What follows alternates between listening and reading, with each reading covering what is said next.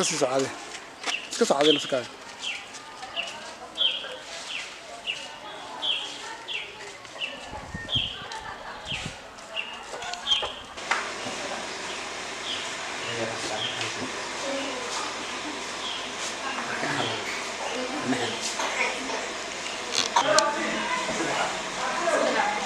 تاني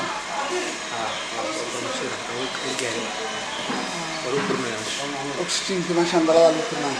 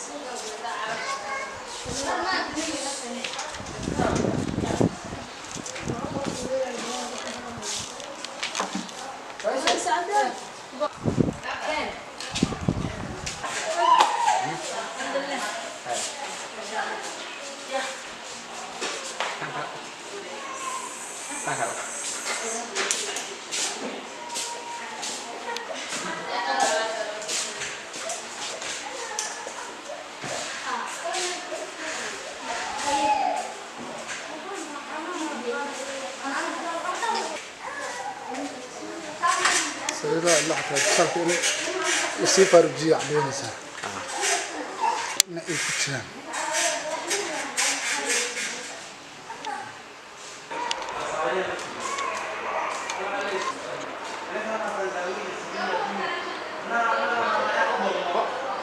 ما نتريشن زائد يا ما نتريشن زائد كان هذا أنا ما أعرف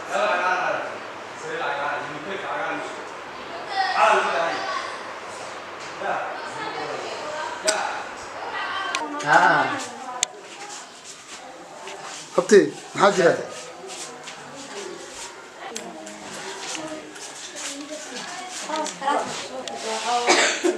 يا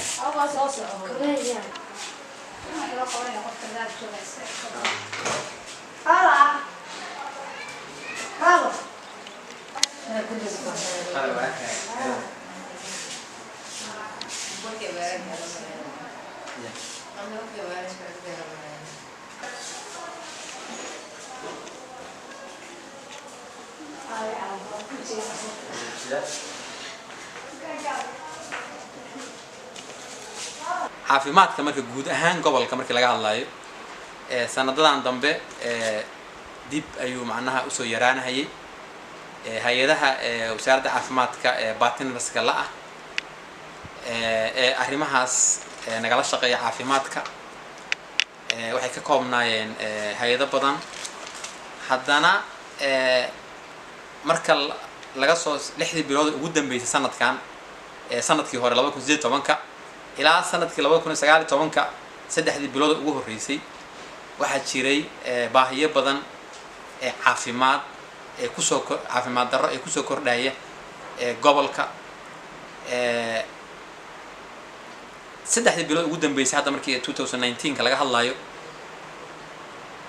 waxaan maaragtay ilaa iyo Hobyo Galkacyo ilaa iyo Soona galmudug oo dhan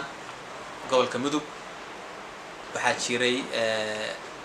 in hay'adihii partnerska la wasaaradda caafimaadka ay ka shaqeynayaan caafimaadka ay qaybihii ay gacanta ku hayeen ay inta badan ay soo xireen taas awgeed isbitaalka Galkacyo oo ahaa referral system oo dhammaan Ethiopia galgaduud mudug nugaal qaybaha kala duwan looga imaanayay in labadii hay'adood ee joogtay ahaa hay'adda International Medical Corps IMC iyo International Rescue Committee IRC ay IRC soddon bishii saddexaad 2019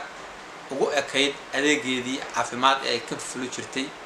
isbitaalka Gaalkacyo si la mid ah sidaas International Medical Corps IMC ayaa 2000 ayadana waxay nagu wargelisay oo wasaaradda caafimaadka ku soo wargelisay inay aysan laga bilaabo kowda laga bilaabo kowda May aysan wax fan ah aysan u hayn taas oo kaliftay macnaha ay ku kaliftay inaysan